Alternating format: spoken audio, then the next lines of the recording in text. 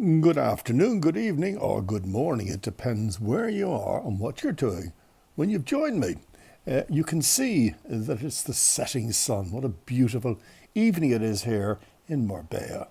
And it's September, and I've just actually written a little piece to say how delighted I am to see the end of August and the beginning of September.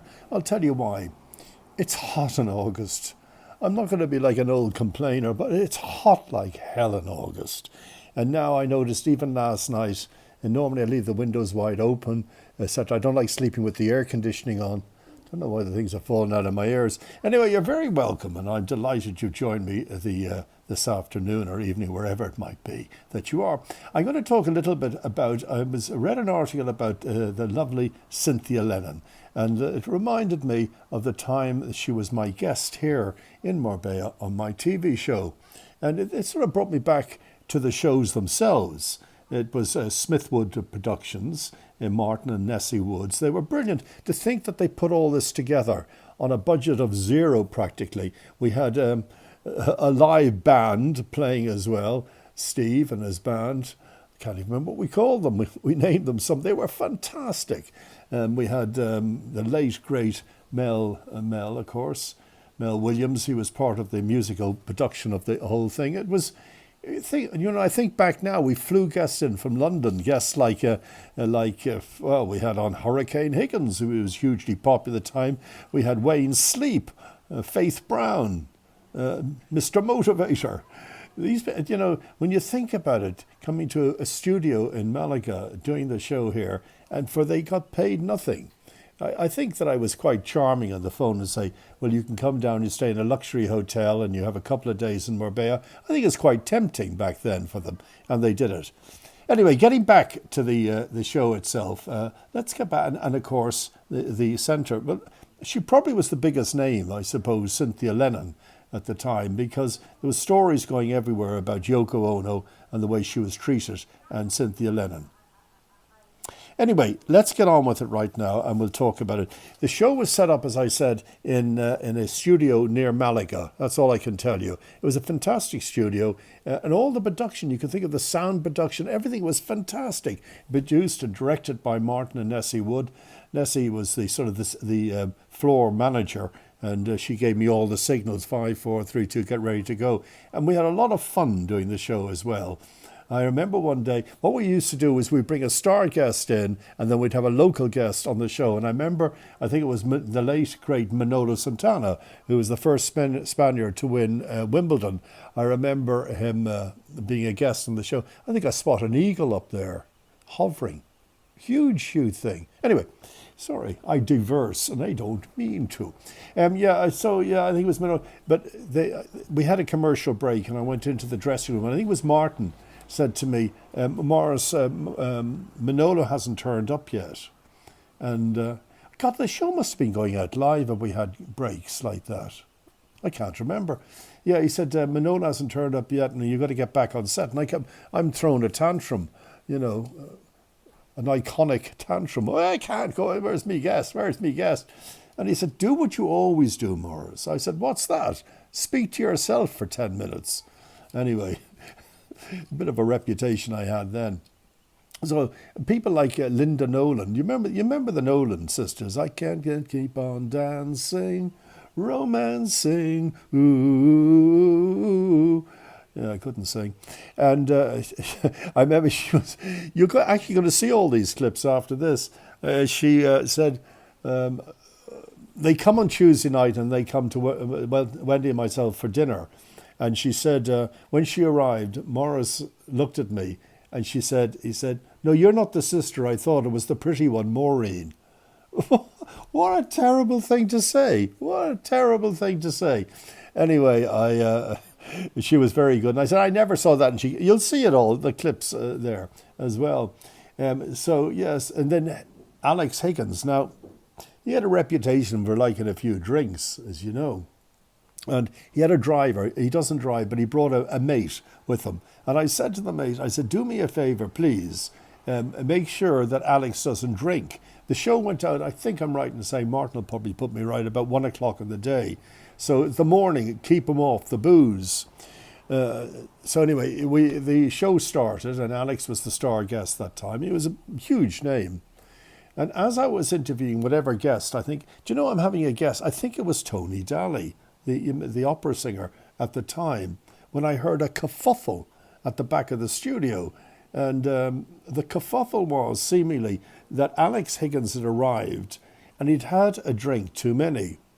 And he decided to sit on a sofa. Now, we had an audience. I don't know how many were in the audience, but there must have been 40, 50, 60 people in the audience. So I couldn't see it. It was at the back of the studio. But he wanted to sit down, and the sofa was what's called a closed set. It was some soap that they shoot here, like Coronation Street. And so when the filming is finished and then starts the next day, everything's got to be in the right place. So it was all roped off. But Alex just walked over the rope and sat down on the sofa when one of the security guards, this is when I was doing my show, one of the security guards came and asked him to get off, and he told him to go and, well, it's an Irish word, feck off. And of course, Alex being Alex, he refused to move, and the security guard being the security guard, they started a fight. I mean, it really started to drag him and bang and crash. And meanwhile, I can't see what's going on, but I'm trying to do a show, TV show, away from that at the back of the studio, or the stage in the studio. It was quite fun. And Mr. Motivator, I think I upset him a little because I asked him, was that his family name? I was only winding him up a little. And who else? Wayne Sleep, you'll see him also. He was wonderful, Wayne Sleep. You know, he danced with Princess Diana, and he danced with me. How about that? So anyway, so those are the people. Oh yeah, I do remember, what was her name? Faith Brown. Now, this is odd. Faith Brown came to the house and had dinner with us, and seemingly she phoned her management in UK and said to the management that she's a bit upset, a bit worried that I'm going to speak about her because she had rather large. You know what I mean. That, you know, I don't know why she would have thought that. Maybe there was some joke over dinner. I really don't know. So I said to the management, be assured, you know, and of course I need, because the show was live the next day, I need her, you know, of course I won't talk about her. You crazy. But when I said, ladies and gentlemen, here's Faith Brown, you know, she's an impersonator, brilliant impersonator. She came out singing Simply the Best, I think it was, and she started lying across my desk like Marilyn Monroe. Jesus Christ, I didn't know which way to turn. And that was been all on television. But let's get to Cynthia Lennon. Cynthia Lennon flew down here, and to me, she was a VIP guest. Oh, there was one other Beatle-associated guest on my show, and that was Mike McCartney. Mike McCartney is Paul McCartney's younger brother, I think. I think he is. And he was in a band called Scaffold. Lily the Pink, Lily and Aintree Iron, and all that stuff. He did say to me over dinner the night before that they were bigger than the Beatles, but I'm not sure they were. I'm not sure Lily the Pink outsold A Hard Day's Night. But anyway, he kept insisting that I don't speak about the Beatles. And I'm thinking to myself, what the hell is he doing down here? But he said, no, that's taboo. We will talk about the Scaffold and about my life as a photographer, but we won't speak about the Beatles. Of course, he kept calling our boy, our son, our kid, referring to Paul. The Beatles would be nothing without our kid. Our kids all the time, our kid. Anyway, he came out on the set, and ladies and gentlemen, Mr. Mike McGear. Mike McGear, that's what he called himself in Scaffold, the band, but his name is Mike McCartney. And the minute he sat down, from the second he sat down, he made me change seats, and he sat behind the desk. I don't know why. Made him feel important. But the minute he sat down, he kept talking about how Paul this, Paul that, Paulie this, Paul that, Beatle this, Beatle that. In fact, after the show was over, I brought him for some lunch, and we went to this little restaurant on the beachfront in Fungarole, I think it is, where the studios were. And we walked in, and there was Beatle music playing. It was just coincidental. One of the Beatles songs were playing. And Mike went straight over to the barman. That's my brother. That's the Beatles. My Beatles would be nothing without Paul. Nothing. Went on and on. So it was quite extraordinary, actually, when you think about it. Anyway, let's get back to Linda. Not Linda, so to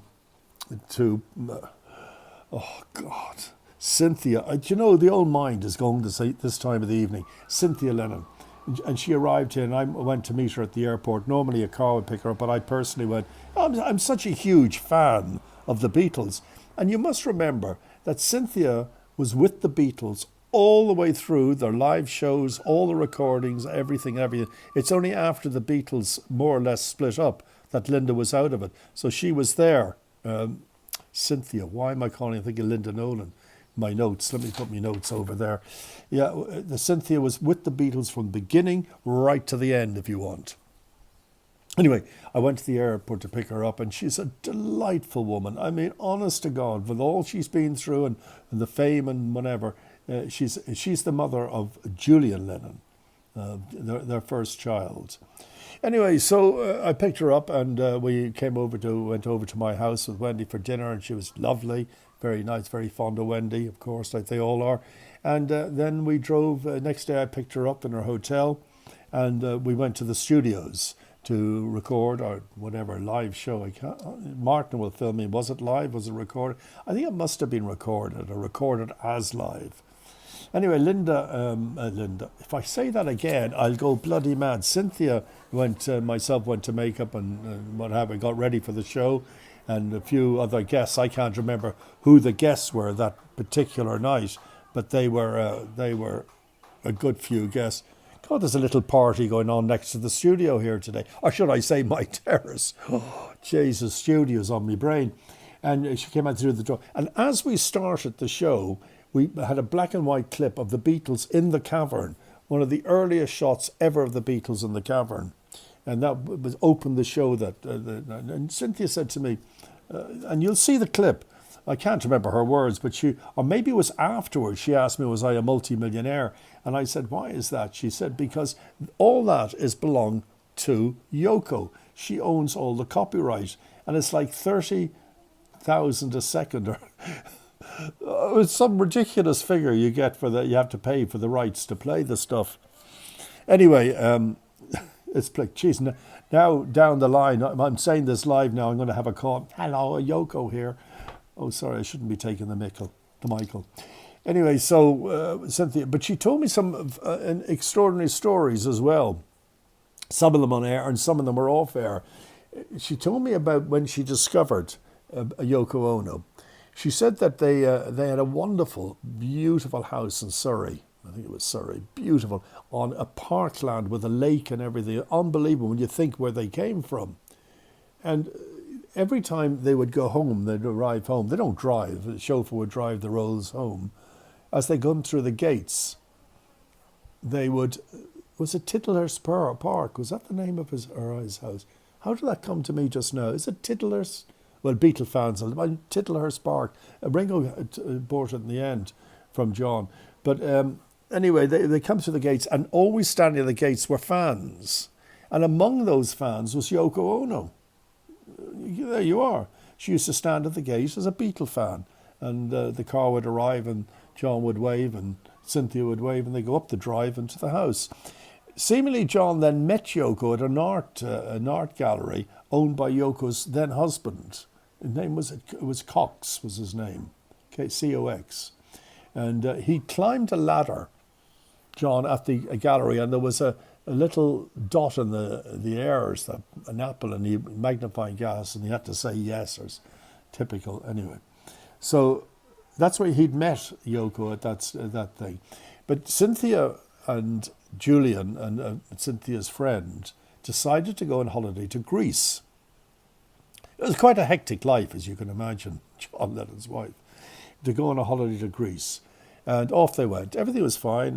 Marriage was fine. As fine as you could be married to John Lennon. And when she got back from her holiday, she went into the house, she told me, and she could hear John talking outside on the terrace. And she walked out, and there, having breakfast in her dressing gown, was Yoko. And Yoko didn't even make any observation, nothing. She hardly looked at her. And so did John. Like, Cynthia stood there. She didn't know what to say. And that was the beginning of the end of their marriage. But what a horrible thing to do. You know that Yoko had an anthology. I don't know, these are beautiful coffee table books of the history of the Beatles. Anthology. And the only reference to Yoko, and you must remember Yoko was with the Beatles from the very beginning to the very end. The only reference to the Beatles, well, it wasn't to the very end, to the very end of touring. And then they made Abbey, was it Abbey Road? No, it was, was it Abbey Road or was it, yeah, I think it was Abbey Road. Anyway, it doesn't make she was with, oh, here's me doing me Donald Trump now. She's with them to the end of the Beatles on tour and everything, screams and yells. In Anthology, the history of the Beatles, owned by, again, Yoko owned the rights to, there wasn't one reference to Cynthia. I mean, how cruel is that? The only thing Cynthia told me that they could see was she had a white leather hat on when they arrived in New York or wherever in America. And that's all you could see. That was the only reference to Cynthia in this anthology. And that's cruel. I think that's cruel. She's the mother of John's child, at that time only child. Julian, wonderful, talented, and he inherited his mother's wonderful mannerism, because I interviewed Julian. Actually, I'll tell you now, I interviewed Julian. I think he had his album was called Photographic Smile or something like that. That doesn't matter the name. And as I was interviewing him, I was sort of fiddling, you know, with the cover of the album, of the CD, and it gave all the credits, you know, and there's produced by Andrew Boland. Andrew's my first cousin, so that was a coincidence. So let's go back to Cynthia. The show went very well, and she was very, very nice in the show. She was one of my favorites, you know. Oh, okay, they were all my favorite, but she was one of my favorites, and a wonderful person she was. She was telling me much later on, because we kept in touch. I phoned her. She was living in Mallorca for a while, and so sad. She died a few years ago. So sad. I mean, she didn't smoke. She didn't drink. I don't know, cancer. What a bastard that is. I'm not sure what she died of, but she was top person. But she told me she was invited to Las Vegas with Julian for the premiere of Love. Love is Cirque du Soleil, the show, which is the Beatles. And she was telling me how it opened up. They had these two silhouettes, one of John, one of Paul. It was amazing.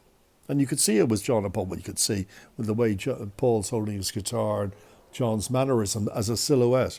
And they were talking to each other. Now, those the way they were talking to each other is that motorbikes.